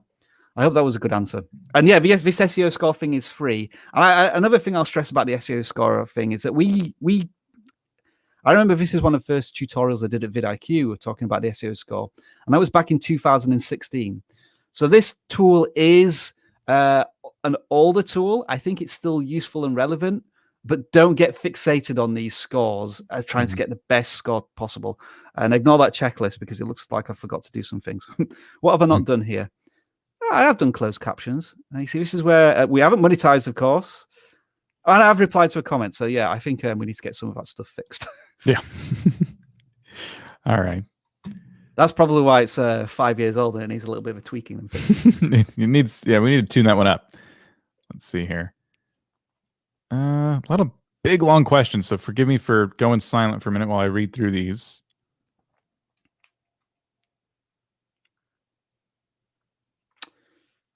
I guess this might be a good one. Oh, no. It keeps jumping, right. No, it's not that one either. I'm sorry if I'm bringing up your questions and we're not going to actually answer it. Where is it? It's one about clickbait. Where did it go? Somebody asked about gaming and clickbait, and I was going to use one. Oh wait, this one? Yeah, this is it. Right. So, question: if your gaming content is not that clickbaitable, what are the other ways of getting views? So, I think I spoke about this a bit in a very recent video where I said, if a video gets a good reaction in terms of engagement and comments and good watch time, then it's not clickbait for that intended audience. So if that means that your thumbnails need to be a little more enticing, is a word I'm going to use, and click worthy, then you should do everything in your power to grab the viewer's attention. Now, the example I wanted to use here is 100% Zelda, in the sense that his content isn't clickbait. It's just very valuable content in an educational way. And because he covers these such broad and enormous topics like how to get 100 items or like the best shields, best weapons, he makes his thumbnails very click worthy. I think, Dan, maybe you're bringing this up in the background, so thank you for doing that. So try not to get caught up on this idea of whether you think you're going to alienate your audience or feel as if you're selling out to that clickbait concept. I think the ones towards the bottom are the best ones for this, Dan. There's like a row of them, like 999 all material journey, best shields, best bows. Look at how enticing they are because he puts so many items on screen, and that gives a sense to the viewer like, wow, you're going to cover all of this stuff in this video. I'm going to click on this. This is click worthy. Now you may think this is clickbait. Like, how is this person going to cover all of his stuff? Well, these videos have hundreds of thousands of views and they've got 98% like to dislike ratio. So they've delivered on what was promised in the thumbnail and the title. Yep. So that's how I would approach that question. We've always said that the thumbnail and the title make a promise. And it's I think the definition of clickbait, maybe the Urban Dictionary definition of clickbait would be not delivering on that promise. You know, you baited someone coming in there, but really you had no intention of showing 999 materials. You know, you rickroll them and, you know, you get to be happy. That'll probably get loads of views, actually, if I'm quite honest. Will it? I mean, I think if enough people jump off of it fast enough, oh, I got rickrolled. You know, I don't think YouTube continues pushing that. If you put Link's hat on, no, and like maybe a couple of items on the floor as he's dancing, that might work. A little more effort, I suppose. It's an idea for 100% Zelda if you're watching. There you go. We're always giving it 100% Zelda ideas. I think the other thing to consider as well is that you may have these morals and ethics in terms of, clickbaity thumbnails, but unfortunately, the rest of YouTube, as long as they're staying within YouTube community guidelines, perhaps are going to go for that more extreme shock value clickable thumbnail. And unfortunately, in the way that YouTube works, they're going to get more of a clicks. This is true. What's Dan talking about here then? I don't want to know the Urban Dictionary definition of clickbait. All right, thanks, Dan. Just a placeholder comment while I think the Urban Dictionary definition of clickbait is a picture of Patrick Mahomes, which says greatest quarterback of all time. That's an inside joke. You're welcome, Dan. Not going to happen. I want to answer this. Tom Brady, FTW. Oh man, the GOAT. I want to answer this question not because it's about keywords, but something that I think a lot of new channels need to hear. Be really careful about this. Looking for sponsorships as a small channel. I mean, define small channel. If you have 10,000 subscribers, maybe that's different. If we're talking about hundreds, your focus is on the wrong thing right now. There are certainly plenty of businesses out there that will let you join their affiliate program. There's nothing nefarious about it. If you do help them make sales, it can help you make some money. But now you're taking the quality of your content. You're a very new creator, and you're trying to shove advertisements in there because you're trying to monetize this maybe at a time where you're not quite there yet. You haven't hit your monetization goal. I like YouTube's monetization requirements, quite honestly, because I feel like it gives you enough controversial. Time. It is. You're gonna get flamed for that, Dan. Whoa. But Dan likes 1,000 subscribers, 4,000 hours of watch time. Headline. Put it on Twitter. Tell Tube Filter. Oh, blimey. It's because if you can let that go, if you can disconnect yourself from that goal, you can make much better content. And then you're going to hit that 4,000 hours of watch time without even noticing it. It's just going to unlock one day, and you're going to be like, oh, cool, I can monetize this now. I just don't want people jumping into YouTube and just worrying about this part of it. I want sponsorships. I want a Patreon. I want ads. I need to be making money if I'm going to do this. You got to treat this as a hobby. You need to have a passion for what you're doing. It's going to be really tough to grow here if the focus, I'm not saying this particular person is like that. Maybe they have 20,000 subscribers and they consider themselves small and they're struggling with this, and that's fair. But I'm talking about folks who are, maybe you haven't even hit monetization yet and you're already thinking about, how do I get sponsorships? How do I get affiliate links? So just keep all this in mind. There is something to consider here in terms of, as you asked earlier, Dan, what is a small channel? Because a channel that maybe does, this is going to sound a bit weird, but a channel that does bed mattress reviews and has 750 subscribers could actually be a larger channel revenue-wise potential than a 100,000 subscriber Minecraft channel. It's true. Because in a certain space, there's a lot less of an audience. But let's say if you reviewing bed mattresses and you have affiliate links on there and you sell 5 bed mattresses, that could be like $500 worth of commission in one sense. So, I mean, looking at your channel banner, I'm making a huge assumption here. I assume you may be a gaming channel. So, yeah, what Dan says in terms of focusing on building your audience is important now, because let's face it, for a lot of gaming channels, it's a lot younger audience, and they have nowhere near as much of a disposable income as somebody who watches travel videos in exotic places. As a comparison. One person I would recommend you maybe try and find content about, because he's spoken about this a lot, is Leron, our former host here on the webinars, because he kind of built his empire as a small tech channel, getting sponsorship deals and whatnot, and has continued to grow from there. Cat hair everywhere, man. If you're like in a small community, like if you're a fishing channel and you happen to, start partnering with local businesses and stuff like that, you may find yourself in those opportunities, kind of like the mattress example Rob used, where you have like 15,000 subscribers, but now you're already promoting these businesses, because that's actually significant for your local area. So yeah, the ceiling on this is going to be different for different people and different niches, but try and disconnect yourself not only from the revenue side of YouTube, but honestly, the subscribers, the views. Try and just make really good content. If you put out a video and you find yourself just hung up on it and you're just waiting for it to get views, watching to see if people are commenting, you're not thinking about your next video. See how much you can disconnect yourself from these numbers and just focus on making good, solid content. Focus on getting better at thumbnails, doing better research, and just growing that way. Try and get these numbers to be the secondary thing you worry about. All right, this is my final request to the community here. Let's see if we can get up to 500 likes. I'm not gonna silence myself. It's just my wish and ask to you. This next question comes from Katashu. What are your thoughts on starting a commentary news channel? I'm attempting to start one myself. Is it a wise choice, and would it get me anywhere?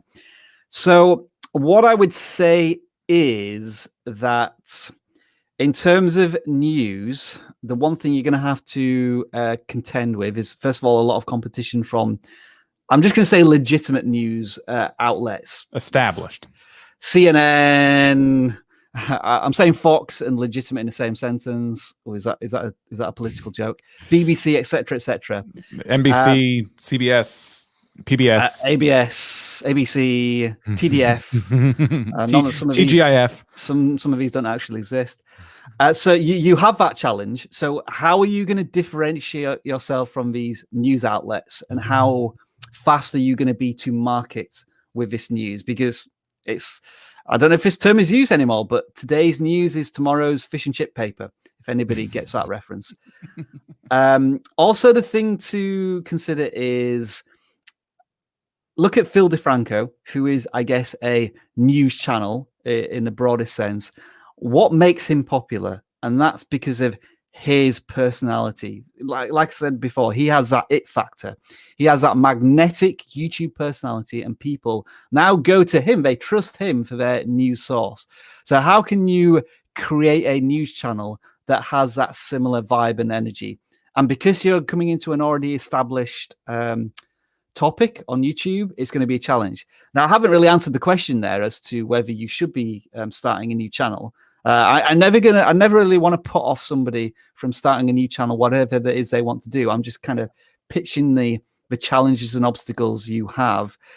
So how you can maybe shortcut your way to some sort of breakthrough content is, can anyone guess where I'm going to go with this? YouTube Shorts. Is there a way that you can turn into a daily 30-second news outlet or something like that? That sounds like something new and unique.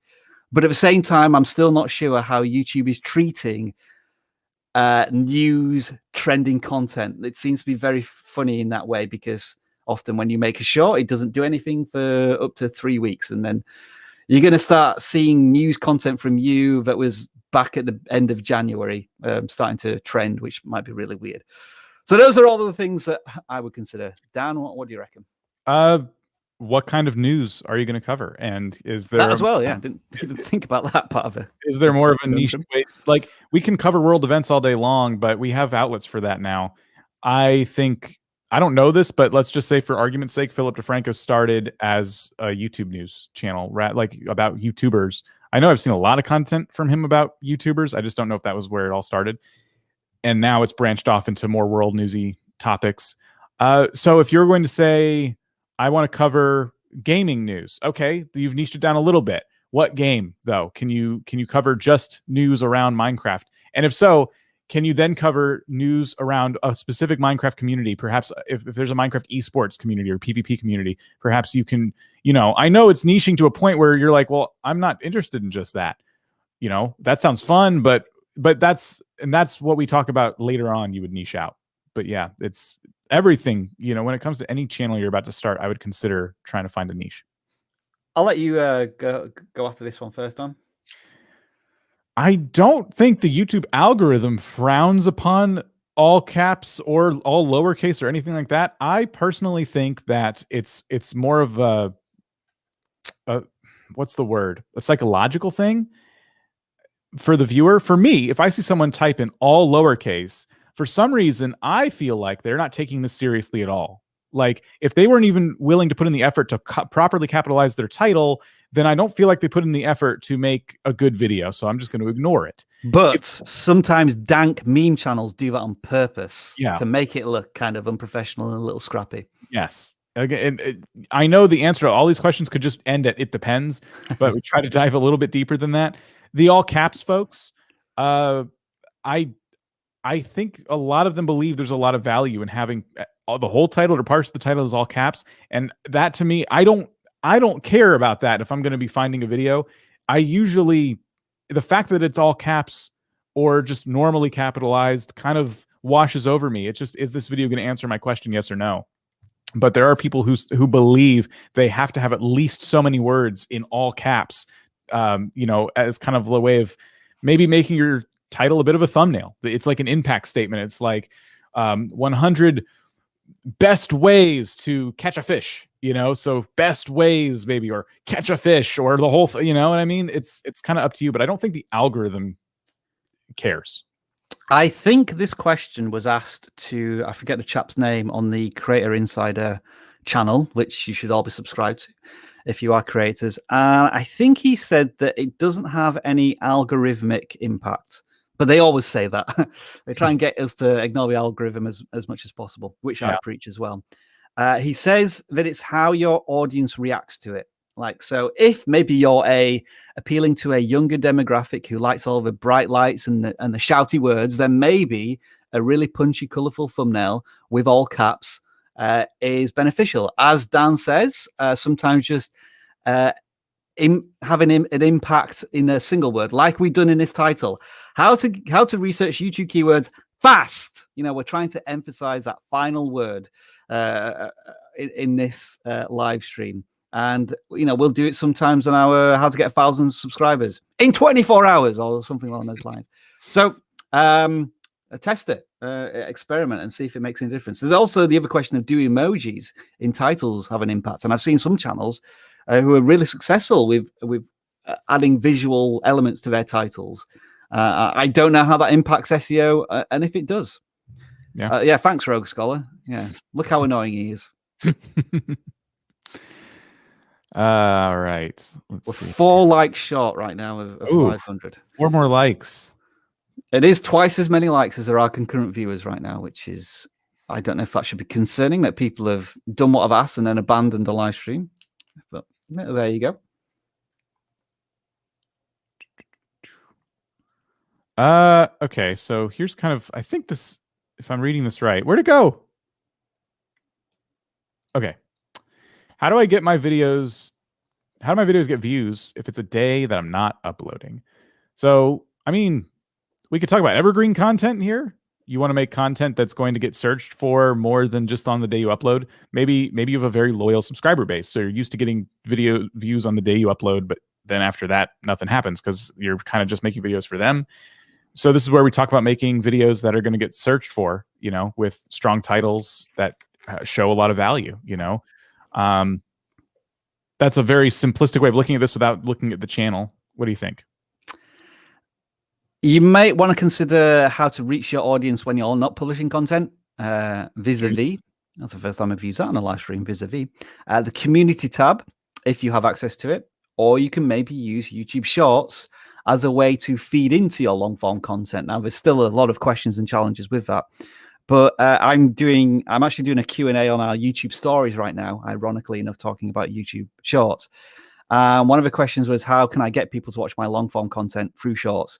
And I was saying that all you have really is a description, but people can't immediately access a description in a YouTube Short. So you'd have to tell people to tap on the description box, which is in the bottom right-hand corner, to go to the video, because you can't use end screens and interactive cards in YouTube Shorts because they don't appear. So that would be another way of getting people engaged in your content when you're not publishing videos. I think the community tab is the best way. But this is a challenge for everybody. Like, not everybody can make videos every single day. So there are going to be times where you're getting these surges in views on the days you publish videos, then it tapers off. And then you get another surge, and it's just like momentum. As Dan says, if you can create evergreen content that starts delivering views weeks, months, sometimes years later, then that's the jackpot. But of course, that's very hard to do, and it depends on the nature of the content that you're making. Yes, all of that. Oh, thanks, all of that. Yeah. Yeah. Oh, look at that, 510 likes. How are we finding people to like this video when there's not 510 people watching? It's incredible. Thank you for hitting that like button, if you were indeed one of the folks who did. Answer this one. So, Ironclad, what you want to do, all right, okay, is you see the slider on this video. If you just want to roll it back, you'll find a lot of the answers to these questions. What you can also do is type in how to do keyword research, VidIQ on YouTube, and you will find a video that I made a couple of years ago, which is like a 25-minute explainer, which I think some of the stuff is still relevant. Like I go through all of our autocomplete and YouTube search stuff in there, I believe. And then if you want to take it to the next level, there is a YouTube VidIQ Learning Academy course all about the keyword research, which I think is about 90 minutes long. So check out the VidIQ Academy if you haven't already done so, which you will get access to with the 30-day free trial as well. So, interesting question here about channel names. Do you know any pros and cons and general thoughts on choosing a new channel name if your channel name is similar to that of another popular YouTuber? Yeah, so this is how I think Travis has always got a good way of talking about this. Is it something that you're going to remember in 5 seconds or like a minute's time? Like Home of Gamers? Yeah, I think that's an okay channel name. I might remember that a little way down the line. But Mr. Beast, and that's certainly a memorable channel name. PewDiePie, nobody's going to forget that. Markiplier, I'm just thinking of all of these channels off the top of my head. MKBHD. Sometimes just the name of a person becomes synonymous with the channel. Casey Neistat, Phil DeFranco, etc., etc. VidIQ is kind of memorable, but people always mispronounce it. Vidic, for example. I know a lot of people call our channel that, but that we're kind of hamstrung by our by the title of our business. I have actually thought, what do you reckon about this? Sorry to oh boy, railroad this question for our this is great. For our own conversation. I've been wondering about whether we should change the name of our channel to VidIQ YouTube Growth Channel, or like something a little more explicit. Just like when we're answering comments in videos, people probably have no idea who we are unless they know who we are. And I thought, no, we can't really do that. Let's just keep it as VidIQ. I think for gaming, I'll just focus on that for a minute. There's a couple ways to look at this. You could find a really cool name that is memorable, easy to spell, and one that can kind of, withstand whatever game you might play in the future, and just, a game to build your a name to build your whole brand around. The challenge with that when you're new is that you lose one opportunity, and that is the clarity of what it is you do on your channel. So Home of Gamers, I know you're a gaming channel by your avatar and your name. Cool. But I don't know what you play, and therefore I'm not sure why I would watch based on just the name of your channel alone. There's more factors obviously that go into it, so you might not worry too much about that. But the other way you could look at this, if you're not going to choose like a 1 to 2 word name that's really memorable, like Markiplier, PewDiePie, things like that, names that are household names now, you could name your channel something to do with the game that you're playing. This is assuming you play one game, maybe a type of game, survival game guy. I don't know. It could be an example of multiple games, but maybe if you're a Minecrafter, you choose to name your channel like something to do with Minecraft. Minecraft tutorial dude, Now I know you're a Minecraft channel that does tutorials and you consider yourself a dude, so perfect. I know 3 things about you and just before I even click on your channel. So I think when you're new, it is a solid strategy. 100% Zelda. Fantastic example. Hasn't even been on YouTube. Maybe they just hit a full year, or we're approaching a year for them. Or is it 2? Either way. Yeah, they started in March of last year. This guy's on the way to 100,000 subscribers and 100% Zelda. I know exactly what I'm going to get on this channel. 100% of it's going to be Zelda. And that's all I need to know. And then when you introduce yourself in your video, hey, I'm Bob. This is 100% Zelda. And today we're doing this. So the one channel name I always remember from these live streams. His name's not Bob. Is Generic Waffle. Whenever Generic Waffle is in the live streams, I will always say that he has the best username on YouTube. But I don't know what he's done is with his generic waffling. I don't know if he's taken it to the next level or not. Yeah. So it's, there's just a couple ways to look at it. Are we talking about changing our name? Is that what this question was about? Choosing, I think it's starting a new channel, maybe. Yeah. So, and if your channel is new enough, you may consider changing your name too. If you found out that Home of Gamers is already being used by somebody, while you're early in your journey, it's okay. It's not like when you change your name, everyone who's ever subscribed to you is going to disappear.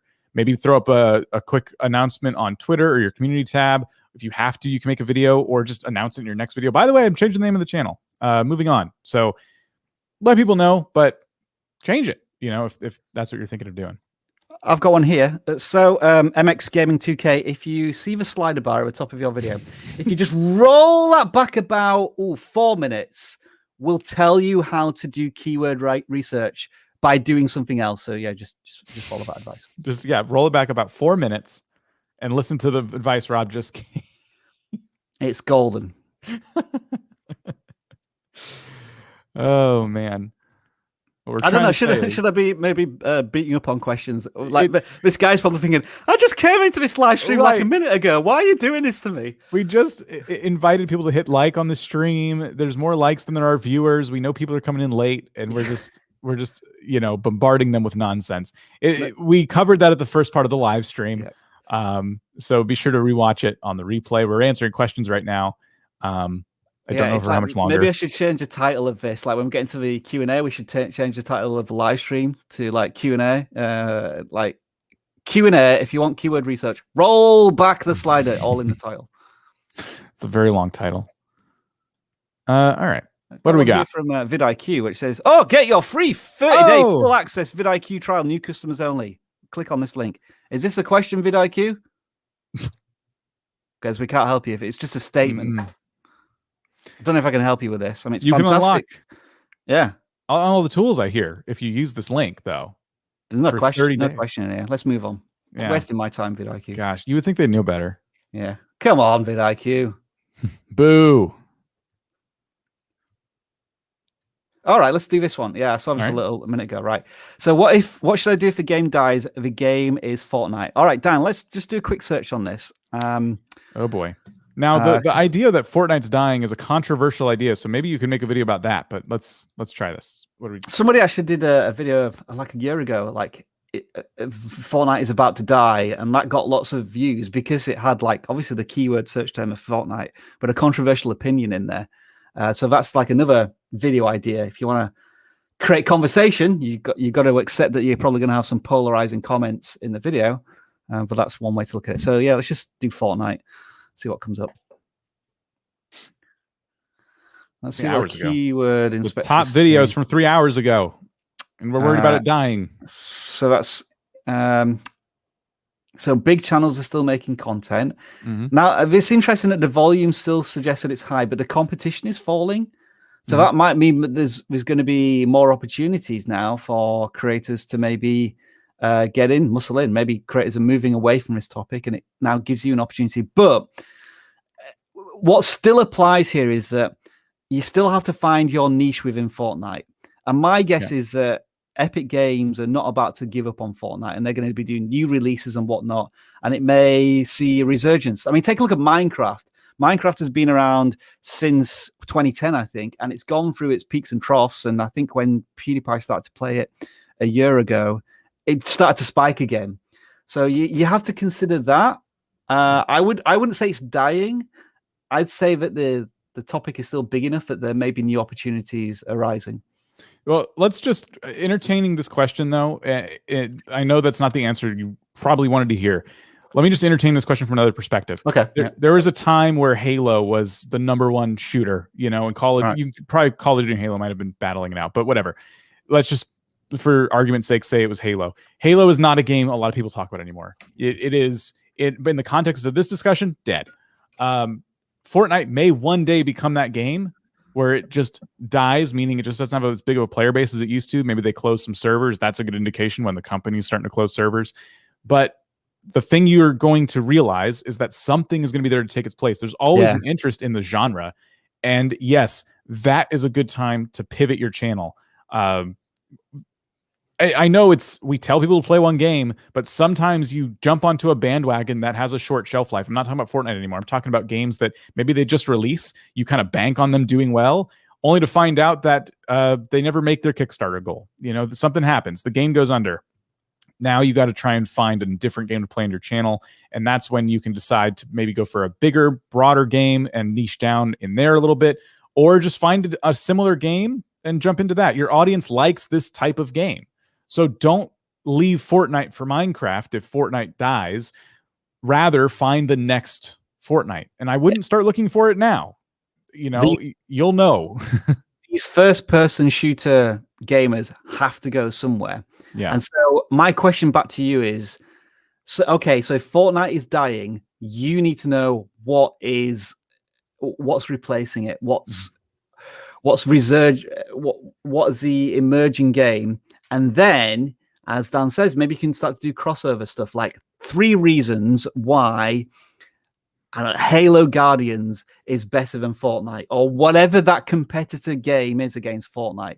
And that's where you can do crossover in terms of keyword research. You're still engaging your existing fans, but it's kind of like your way of saying, hey, look, I think I'm going to be transitioning onto a new game now, and this is what I'm going to be talking about.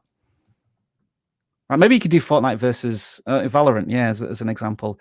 I'll put that in the YouTube search and see what autocomplete comes back with, Dan. Just Fortnite versus. So like Warzone, Fortress 2, Apple. Apple because of Roblox, Apex. So there's like 14, 15 different ideas there. But you will know more than us which is the big game that's competing with Fortnite right now. Your introduction, if you're going to pivot games to Warzone, could be this video right here. Fortnite versus Warzone. Then you see how it does, and if people come far and wide to see your opinion on this, then maybe you start testing some Warzone content. But yeah, so hopefully those are some ideas. We've answered that question now, I think, in a multitude of ways. I don't think Fortnite's going anywhere. I do think there's going to be some turbulence now with all this stuff going on, but I still think that game is just still yet to play a full game of Fortnite. Yeah. I never played Among Us as well. Mm-hmm. I'll tell you what I'm playing right now. I'm playing a game called Ori on Xbox. Okay. I can't remember what the full title of it is. Will-O-Wisps, or it's the one before that. If anybody's played Hollow Knight, it feels like it's a game very similar to that, and I'm being drawn in very quickly. And this is because I completed Spider-Man Miles Morales. Hey! Game, but a short game. I completed that game and I unlocked the cat suit. Yes. And I was so disappointed that the cat suit was unlockable after you beat the game. I'm done with the game now. Now I can't play with the cat suit because I'm bored of it. So I'm right in thinking that you just have a cat in a bag and that's it. It's not, I don't think it's like a benefit to your combat. It's just funny. Yeah. If you do a combo, it'll jump out and scratch right. Okay. Yeah. But it's not actually, I don't think it enhances visually the game, but I think I quickly got another suit from another mission and then it disappeared. I think I had a couple more side missions to do and it got quickly replaced. Yeah, I tried to do a lot of that side content before I finish the story because I know I'm going to lose interest. All right. Should we just talk about games for the last couple of minutes? Okay.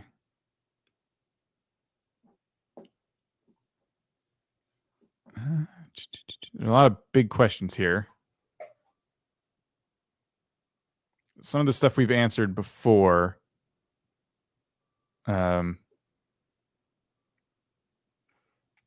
Let's just big up ourselves. I just want to say thank you so much. I had 300 subscribers and now I have over 3,000 from shorts and I have over 1 million views on videos. So thank you so much. Just want to applaud you. And I just want to say that this is the opportunity that people have on YouTube Shorts right now. And I'll stress this again. I'm not guaranteeing you success and a big channel and millions of views, but what I am offering you as an educator is opportunity. I don't think there's been as big an opportunity to grow as quickly on YouTube in the last, I'd say 5 to 10 years than YouTube Shorts right now. But that window of opportunity, I think, is going to be crushed within 3 to 6 months, especially now that it's coming to the US. And Dan, sorry, go to the screen again, and can you just do a search for hashtag shorts? Oh, oops, sorry. I didn't realize this was up here. Oh, sorry about that. Is this your video that's doing really well versus all my rubbish? Yeah, isn't that funny, eh? Oh, look, it's just got loads of views as well. All right, brilliant. I'm gonna have to do a short about that, how I'm rubbish at doing shorts and Dan is much better than me. But it proves the point that Minecraft shorts, irrespective of what type of channel you are, just do really well. Yep. Hey, YouTube shorts here. Right, anyway, let's get back to YouTube if we can. All right. So if you do a search for hashtag shorts. Now, before you click on that top thing, don't click on it just yet. Oh, it's already showing me. So I think when I first looked at this page, right, you might as well click on it, Dan. It's either called a pivot page or a landing page. And this was 2 weeks ago. The number of videos was, I think, I'm trying to remember when I first did it. It was around about, I think it was between 2 and 3 million videos. And then when I did it last week, it was 4.6 million videos. And then channel-wise, I think there was 615,000 channels making shorts. And in the past week, that number's increased by a significant percentage in both of these. It's like 20 to 30 more percent people experimenting with shorts now. And the more people experiment, the less opportunity there's going to be, because it's just going to get so competitive so quickly. So do bear that in mind if you want to start making YouTube shorts. I made a video about this a week ago. Now, the funny thing is, like, this is apparently a shorts, even though it's not a shorts because it's a landscape video. Mr. Beast has been doing the same thing, and I want to know more about why people are making landscape videos. It's on trending. Yeah, you can put this hashtag on any video. Maybe that's just what's going on here. So I just think that shorts have started to change the overall average length of videos, in that because YouTube has been pushing shorts to viewers, people are watching shorter videos, which maybe is telling the YouTube algorithm, this person's watching short videos. I'm going to push them some landscape short videos as well as the shorts themselves, which then gets really confusing because I'm talking about different types of shorts, even though they both have hashtag shorts. I mean, my video's there. Like, why is my video there, hashtag shorts, even though it's a 10-minute video? Like, explain that. These landing pages are a bit weird. Yeah, I think glad to see my 2 videos at the top of the list there, though. That's good to see. Yeah, it's so hard because the folks doing this have secondary shorts channels, which could be the thing that's letting the landscape ones fall in here, or it could just be that they're so popular that this would have gotten 1 million views no matter what it was. Yeah. So, yeah, still the jury is out on landscape. Let's go to Splodgeball though. Nice. Can you just do a search for him? Wait, what? Splodgeball. Let's have a look at his channel. Let's see the video. It did really well. Nice channel name, by the way. Splodgeball. Oh, okay. I see the person we're talking about. Okay. Yeah. Let's see. All right. So click on him for 3,000 subscribers. Let's do videos by, and maybe just sort by most popular. So it looks like it's a domino channel. So that's the type of visual thing that doesn't require language. It's going to do really well. So that video got 1,000,006 views, which is fantastic. Very simple stuff. Don't know if it's got any music. Probably doesn't need any or any sound effects. It's just, oh, that looks pretty cool. Nice. Yep. Done. All right. Transcends language. Now, of course, not all of your shorts are going to do well. And is it transferring into long form content? Maybe not. That's still a huge challenge. But, you know, you saw an opportunity and you seized it. And so congratulations to you. Yeah. One of the things, Spiffing Brit talked about this in a recent video, and one of the things he said that I liked was that shorts is about velocity. You don't want to just upload one of these and give up. You want to be consistent to some degree and continue posting these. Like, so it looks like you posted 2 back-to-back here. Look the same, so I'm not really sure what's happening here. But it looks like you're experimenting with different things. Oh my God, that is amazing. That's really cool. That's a truck that poops dominoes. Yeah. Oh, wow. I wonder if we can get one of those. Machine that lays put dominoes. Put an affiliate link in the description because I want to buy that now. Yeah, I have no use for it, but I want it. Oh, is it just going to pick him up? Oh, come on. Hang on. He's just reversed the video there, the cheeky monkey. Yeah. We see what you did there. That's cool, though. Yeah, that's smart. So which one of those do better? That's an interesting test. So, I mean, but this is what I'm talking about with shorts. You know, I've seen people ask, like, can I use my shorts to advertise? Like, you just kind of talked about this question. Can I use these to advertise my long form videos? And I tell people no. Like, let your shorts be their own little bits of value, you know? And this video has a beginning, a middle, and an end. I'm not getting advertised, hey, by the way, come check out my channel or anything like that. If you want to have, long form videos for people to see after they subscribe, that's the way to do it. But don't use a short as an advertisement, because it's not going to get pushed, really. Don't try to say, hey, if you want to see the rest of this video, unless there's something really valuable and shocking in there. For example, I bet Dude Perfect could do that. They could do some really cool stuff in like 20 seconds and then like full video. I'll see more of this here. Can you just sort by most popular again, Dan? I just want to see this tool might not work. Just go on the most popular one. Yeah, the 1 million view one. Oh, you want me to click on the video? Get into it and then just pause it. And then can you see on the VidIQ tools, can you click the graph, the second button at the top? Yeah, that one. It's not got any data. All right, because sometimes if nobody's watched this video before on VidIQ, it won't have any data. I was just wondering, I wanted to see, click back on that one and then scroll down. And then just, can you cross off the compare views in the first 20 hours? Just cross off the video. Yeah, it's not. We haven't got any data because I don't think we've seen this video before. Sometimes it'll show you like how the short has just taken off after a certain amount of time. Your comments are turned off as well. Does that mean your content is made for kids, or you've made a conscious decision to do that? Interesting. Yeah, I don't know. I would, if you made a decision to do that, I'm kind of curious as to why. Perhaps you have a good reason for it if that was your decision. But I would definitely allow comments if you can. That's just a personal opinion, though. All right. Anyway. I mean, we are congratulating Splodgeball there, but hopefully that was a lesson in why you should be doing shorts. All right. I think I'm going to try and tackle this one.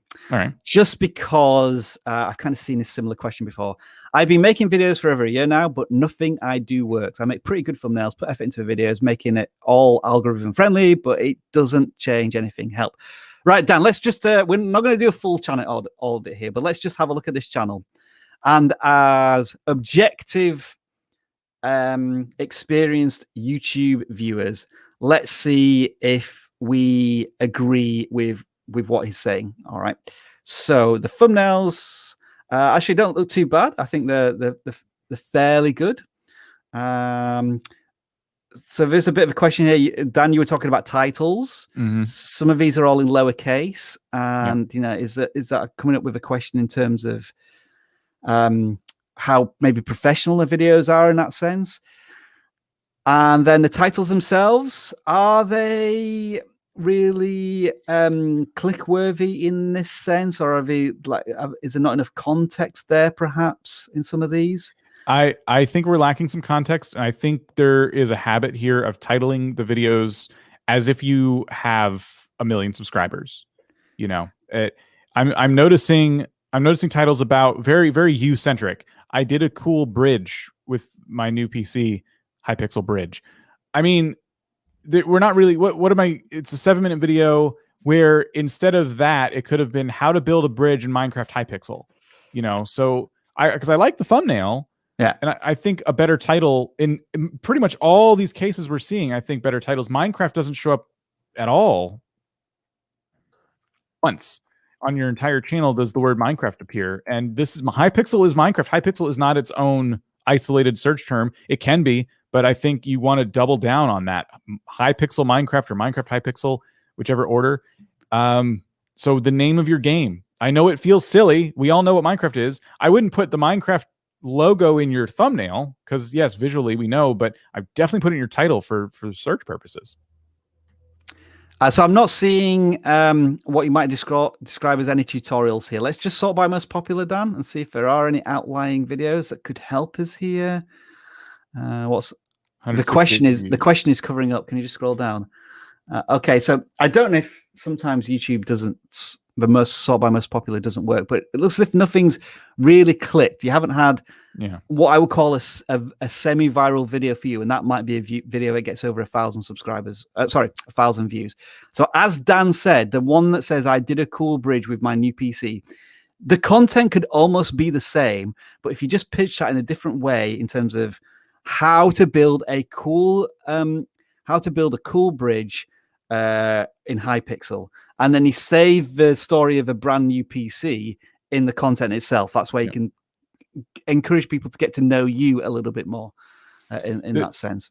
We're not doing channel audits today, but this is the perfect channel when it comes to the topic at hand, which is keyword research. This is the perfect channel that could benefit from keyword research. And McNoobs, we're really not trying to be insulting at all. But this is a great example of, like, to me, I feel like I'm looking at videos here that should have a lot more views if it was just for the title. I think your thumbnails are solid. But again, specifically for you, I do think you're very you-centric, and I think you should be making videos for your audience. I'm not saying you're not. I'm just saying on the surface, it doesn't look like you are, because I'm actually really good at Hypixel. Cool. But like, why should I watch that? You know what I mean? Since you're so good, are you going to show me something? Because I want to be better at Bed Wars or building bridges or whatever it is. So you have time to go into this later on where you're, hey, I'm me and I'm really, really good at things. You can always be demonstrating that, though, in videos that are framed in a different light. And the content doesn't really have to change, like Rob said. So there you are. I hope that helps. McNoobs. McNoobs, good name too. Minecrafty, Okay. We got really quiet. I don't know if I should bring up this question. That means you should, right? Yeah. The Mr. Beast 3.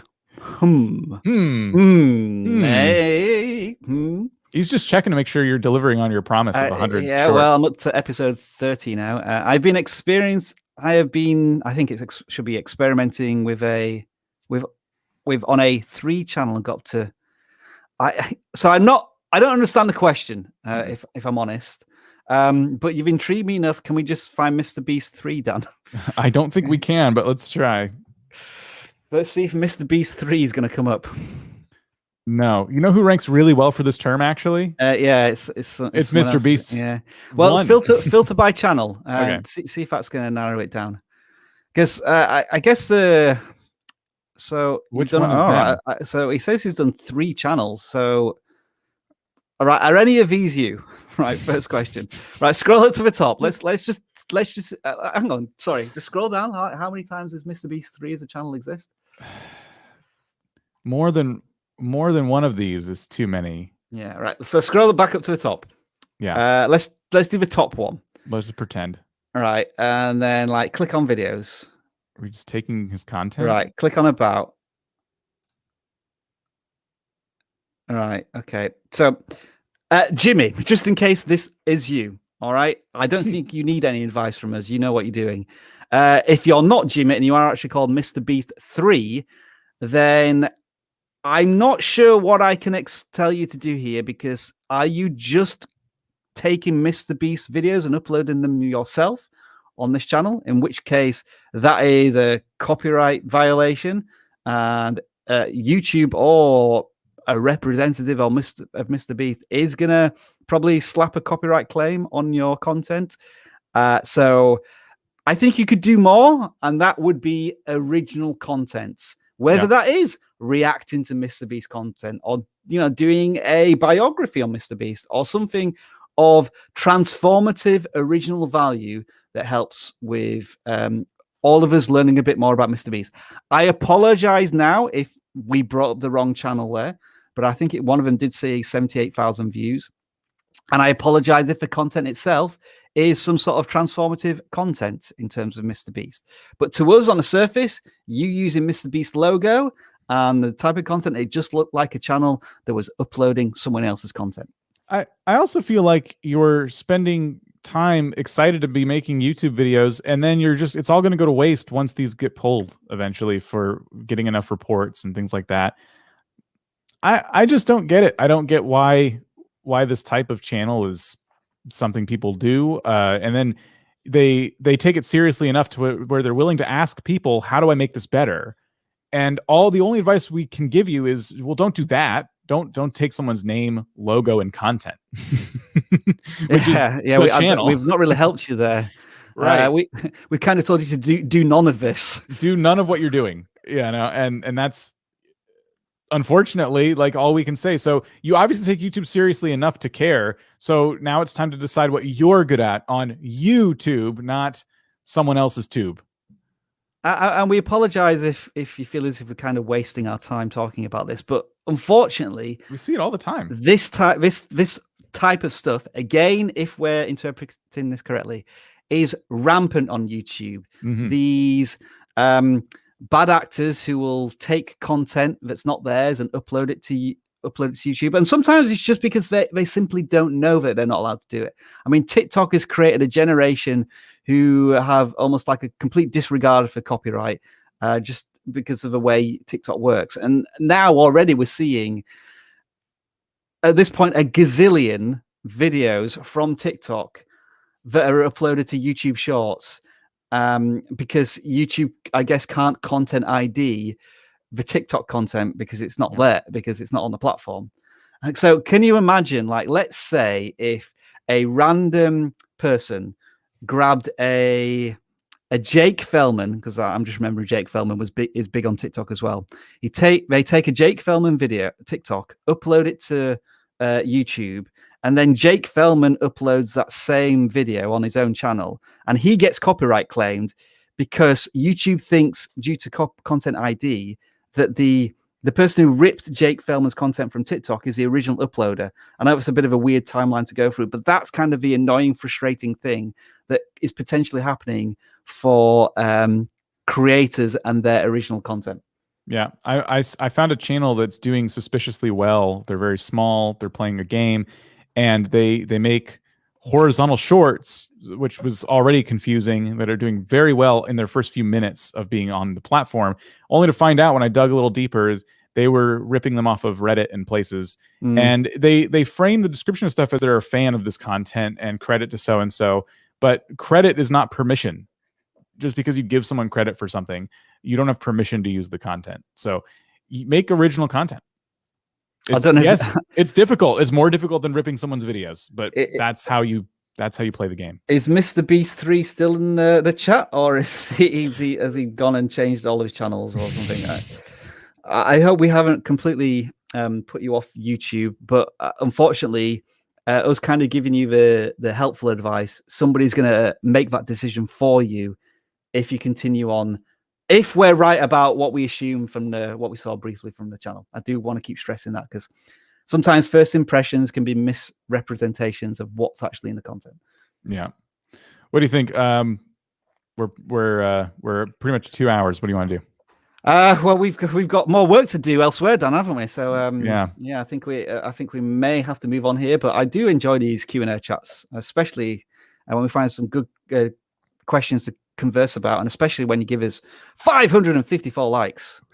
It's good. Crazy amount of likes. Well, cool. I'm gonna say thank you to everybody for being here. That was a lot, and I need water now. But we'll be back we'll be back tomorrow on Tube Talk. We can talk about that real quick. Oh yes, go on. That's your thing these days, Dan. Yeah. So Tube Talk is our YouTube centric podcast. If you're looking to grow your channel and hear a different perspective, we do this podcast every week, and we bring on a lot of weeks. We have pretty big guests. A couple weeks ago, we interviewed 100% Zelda, Nico himself, and he gave his perspective on YouTube. And hearing from these creators and just hearing their stories, I think can be very, very helpful for people. So if you are interested, the podcast is called Tube Talk. You can find it on any of your favorite podcasting platforms. And we'll be having an episode go out tomorrow. And actually, that's going to be Rob and myself discussing none other than YouTube Shorts. Yeah, that's what we're off to do right now. Mm-hmm. They are inside a secret there. Well, it's okay. They'll know by tomorrow. YouTube Shorts are being released to or properly to the US. So we're going to be discussing that. All right, everybody. Thank you for being here. Thank you all. I don't know how to end the stream. What do you think? Just press the subscribe button so you see more of our stuff. I mean, if all 554 of you press the like button, then press the subscribe button if you haven't already done so, then you're going to get more live streams just like this, the channel audits. I think I'm publishing another video tomorrow about YouTube Shorts, how our tools can help you a little bit with that.